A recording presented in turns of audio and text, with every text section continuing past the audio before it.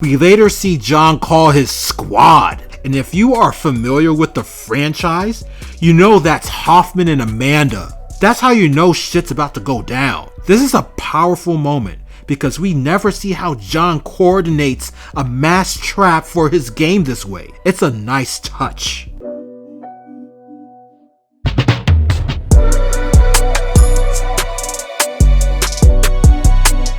What up? VSD here, coming at you live. And I just watched Saw X, or is it Saw 10? Either way, I saw it. And here's the lowdown on what I think. Like before, I will go over fundamentals, technicals, and acting while giving a physical story and an emotional story analysis. I will be exploring any religious, political, or historic inclusions in the lore. But first, let's dive into the history of this franchise. Saw was a film back in 2004 that was directed by James Wan. We see his name come up pretty frequently in films, and it's for a reason. Saw is his baby, his masterpiece, alongside another person named Lee Winnell, if I'm saying it correctly, who helped create the story and was a cast member. Although James was not the movie's screenwriter, he was its director. And you can say that this was the film that fully launched his career in the movie business. Saw is a story about a serial killer under the alias of Jigsaw, for he cuts puzzle pieces out of his victim's flesh in a game for survival. In short, Jigsaw hunts down the morally corrupt who must escape his twisted traps in order for them to either learn the error of their ways or die in the process. I know. But pay attention. What makes the first film work is that while the police is hunting for Jigsaw, we later learn at the denouement of the movie that Jigsaw is a sick old man named John Kramer, played by actor Tobin Bell, who is dying of brain cancer. This first film was so popular because it treated Jigsaw as this mysterious unseen force, and when it was revealed to the audience who he was, it was done in a way that made the alias of Jigsaw a main character and made his true identity a tertiary level character and then a prop in the middle of the movie. For those not familiar, watch it and you will see what I mean. Since then, the Saw movie franchise has had a total of 9 films that reached theaters, and Saw X is the 10th film that takes place in between the first and the second movie. So if you are familiar with the lore, then you will know that there are really no big surprises, which is why this 10th film installment has to step up their story since it will be behind a couple of other films in the canon. From what I can see, this movie is not based on any real events. Although there are no religious undertakings, it does focus on a moral code, which can create a lot of debate between right and wrong, justice and vengeance. This movie is not political in nature, but does hint at how at times members of the pharmaceutical and health industry take advantage of citizens and their clients through fraud and speculation. The notion of taking advantage of the sick, poor, or the dying becomes the underlying theme focus of this movie. And it just so happens that they mess with the wrong person in the process of getting rich. So here's the story. We start off with John Kramer being diagnosed with brain cancer, who is then seen attending a therapy group for his condition, alongside others. What I would perceive to be a few months later, he sees a black man named Henry, who is part of that group, where upon the two of them greeting each other, John learns that Henry's pancreatic cancer has been healed. After John learns of what happened, Henry refers the people who helped him, and John begins making his appointment with the daughter of the scientist who invented the cure named Cecilia. John eventually books his appointment, meets with Cecilia in Mexico, and begins treatment. After surgery, John sees his paperwork from Cecilia that he is healed and that he has normal blood levels. However, after finishing his treatment at a different location, John returns to the house he had met Cecilia and her staff for the operation, and to his shock, everything is gone. Upon watching a video in one of the rooms, In undoing the bandages around his head, he learned that he was conned out of what looks like $250,000, and no surgery was ever done. Now begins our story. John wants to teach them a lesson. Now for the fundamentals. This movie was well casted. Since this movie takes place between the year 2004 and 2005, their choice of technology, dress attire, and means of transport fit well with the costume and visual effects of the movie's machinery and gore. Yes, I said gore. However, this is to a point. There is one scene where John Kramer is watching a video online, and the desktop and application does look like it is from that time period. However, the video quality is too clear or too modern. There is a cut to the woman named Cecilia on the video, which is obviously from a modern camera, and I feel that if they had lowered the resolution a bit and not cut into a live clip of the recording of the woman, that it would feel more believable and in the now of their timeline, especially when working with older technology and software. Streaming back in 2004 and 2005 was in its infancy, so videos online was still relatively a new concept, and we did not have the type of visual quality and flexibility back then. In short, back then streaming was in its infancy and the quality of that video should have been much lower. The technicals of the movie was really spot on. Great shots, great lighting, and great visual effects to a degree. The gore in the film was well done by the art department. However, the corpse of one victim is another story. There is a scene where a woman by the name of Valentina, who is one of the co-conspirators of the scam, gets her leg and head chopped off, which was well done in execution. However, when you see the body, the sewn off leg, and the decapitated head, it was obviously a mannequin. I know, but hear me out. We know it's fake, but it became too fake and unrealistic. Now, I'm not saying it's necessarily a mannequin, but hear me out. When Cecilia began to manipulate and move the corpse, it was obvious that it was too fake, because the body parts were too stiff. There is no way rigor mortis could have set in and stiffened the body within the timeline of that film.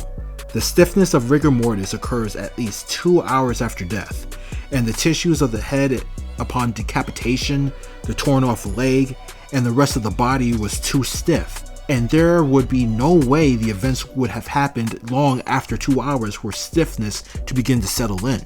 A different material with movable parts would have been much more believable for the head and the leg, because it's too rigid. The acting in the movie was pretty good. I would even say it is tremendously good. The victims in all the Saw movies, who are what I refer to as a secondary cast, have to play their part in getting hurt, tortured, etc. Saw X is no different. With a mostly Spanish cast, these actors have definitely put in the work. Their reactions to being hurt is believable. However, some of the reactions of the cast in viewing the other actors being hurt might need some tweaking. Overall, this was a very well performed movie. There is even a scene with John in the beginning getting therapy, as well as his encounter with Henry, who had pancreatic cancer, which was actually heartwarming. But I had to remember that John is a serial killer, and he has already killed in this movie. Now, some would say that he doesn't kill anybody because the traps do the killing, and they have a chance to make it out. But when we look at the facts, abduction, kidnapping, and setting up a trap that could kill a person, no matter how you slice it, John is a murderer, not even an anti-hero. He is a villain. He is only a hero in his own story. But more on that later, I promise. Now, for some of the notes I took on this film. The first torture scene took place from a guy who worked at the hospital John was getting therapy and treated from, where John witnessed that he was stealing money from other patients, money, things of that nature, whatever belonged to the patient, this guy who worked at the hospital was stealing them. After seeing this torture scene, we are brought back to the present scene with John encountering the worker who ends up noticing that John was there watching him. This caused him to put the items back into the patient's drawer. John tells him that he made the right choice, so it was unclear as to whether the torture scene actually happened. However, upon further review, I would guess that it happened in the future, but perhaps the director wanted this to be open for interpretation. The worker was sorry he got caught, it does not mean he will stop, and John never reported the worker. Okay, so how John was able to receive treatment was like this. He arrives in Mexico, meets with a cab driver representing Cecilia. After a long drive, what appears to be a gang in a van pulled him over. This gang had guns.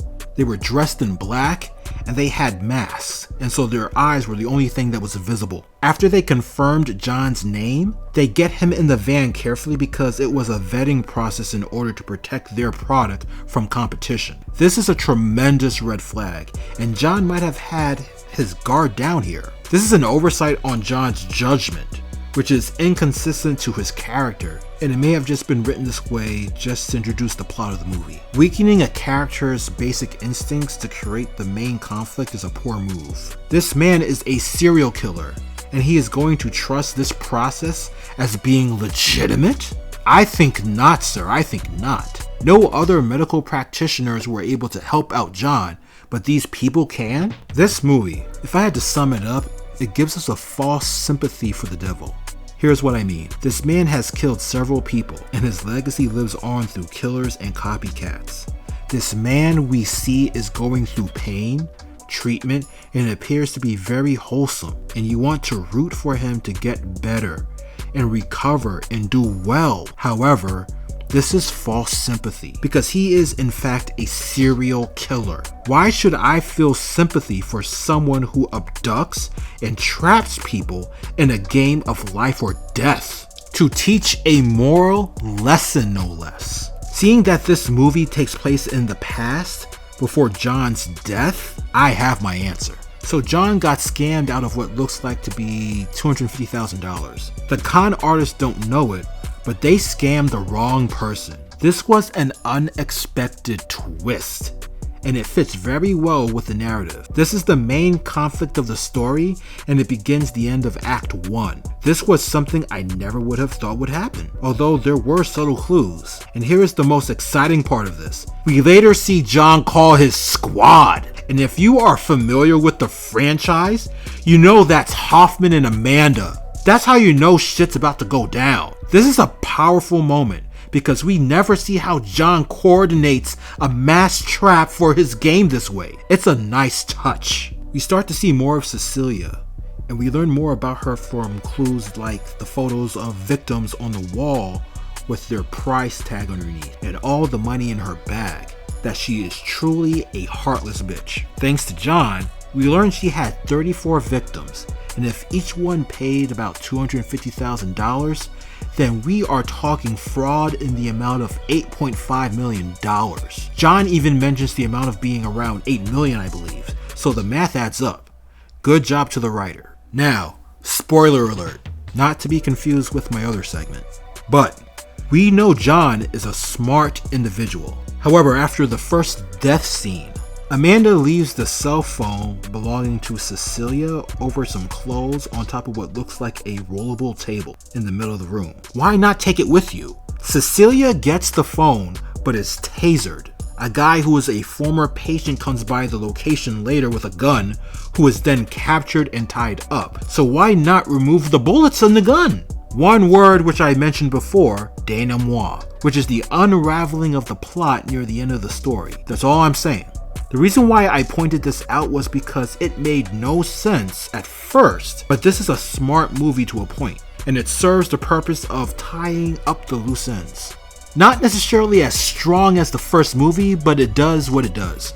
In the beginning of Act 2, John has all his players of his torture game chained together, with the help of his assistant and protege, Amanda. He reveals a list of 34 people Cecilia has double-crossed where they are now dead. This may be one of the biggest plot holes in the movie. If we know John is smart, and we know he did a background check of everyone involved in the con, including their victims, then why did he not do a background check on the con artists, mostly Cecilia, before going for treatment to make sure she is legitimate? Also, Henry, who referred Cecilia to John, should have had a background check done on him too, even before doing the thing. John, whether he believes it or not, is wanted by the police as a serial killer. A miracle cure for any illness should have been dealt with a little bit more skepticism and more due diligence on John's behalf. Some would say that John knew all along what he was doing, but there are no clues supporting that. John was cooperative and trusting. which shows until his discovery of the con at the end of Act 1. He simply did not know and should have been more cautious since he's a wanted man. Cecilia even knew near the end of Act 2 that John was Jigsaw, which beats the heck out of me how she knew that fact. Amanda is a chronicle of the most ironic lines in this movie. She once said, I quote, "Walk in with a gun, get treated like a criminal." Now that's the pot calling the kettle black. And the goal of both Amanda and John's sense of justice is twisted to the point where they are both irredeemable. It's irony because of the line of work that they do. This falls on the concept of lesser evil, which I will go into later. Okay, so near the end of Act 2, we find out that Cecilia and the guy with the gun that was captured by John and Amanda earlier on in the movie, he and Cecilia are a couple. Cecilia was actually the one that called him on the phone, and he entered with caution. John and Amanda are now chained up, and John is now part of his own game, chained to the very contraption Cecilia was in alongside a Mexican boy John had befriended earlier on in the movie during his alleged treatment. One thing to point out is that John and Amanda referred to this Mexican boy as being innocent. Again, the irony of this movie and these characters. So John and the Mexican lad are strapped into Cecilia's trap designed for two people, and neither Cecilia or her boyfriend thought it odd that this game was designed for two until the end, where they encounter the final trap of the movie. This was an obvious giveaway to the audience, but it is inexcusable for Cecilia to not pick up on the design due to her characterization as a brilliant con artist at the end of the movie. Mind you, this is the same chick who knew the entire time that she was operating on Jigsaw. So at the end of the movie, John gives the Mexican boy the bag containing $8.5 million, which I thought to be an incorrect move. I can understand giving the boy John's portion of the money, the $250,000, but Henry is still alive too. So does he not need the money? Also, the rest of the money is from a scheme, and John had the perfect opportunity to do the right thing. Let the police know about the scam and leave the money somewhere for them to collect and give to the rightful parties. I will even allow Cecilia to be left to die due to John's MO. Perhaps it was done so that John does not give away his position, but there is no way the Mexican boy should be receiving all the money. This actually could have been a good way to show how Jigsaw has been financing his games up to his death. But no, honestly, I would have had Henry in on the scam as well, being one of the con artists. Was John not at all suspicious of him? And how he gave him a referral? Did he not do a background check on him? This was never disclosed. Now, the concept of lesser evil. It's similar to the enemy of my enemy is my friend, except here it's more like a lesser evil, although seen as justifiable to a greater evil, is still evil. Because of this movie really does not have a strong theme to rely upon, but it does teach us to be cautious when hearing medical information from the health industry. Because of this, I see the underlying message of the movie as more of a warning, because you may just end up messing around with the wrong person. So, upon reviewing fundamentals, technicals, acting, physical story, and emotional story, I have to give this movie 2.5 stars. Here's why. Although there is almost no emotional story and we have a physical story that does not leave us with a strong theme resting on moral character, which is due to a villain beating a villain, the execution and acting of this movie is its saving grace. More work is needed in some acting areas of the cast, when combined with some unrealistic depictions of the head and leg of Valentina, which caused the believability of the film to take a slight plunge. If you like movies with mystery, gore, puzzles, and surprises, then this is a good movie, especially if you are a fan of the Saw franchise. However, if you want a story with a little bit more meaning and heart, then this isn't the movie for you. But it's not to take away from it as being part of a gem for the horror enthusiasts. You have to take it for what it is, and it's just another piece of art with a tremendous legacy.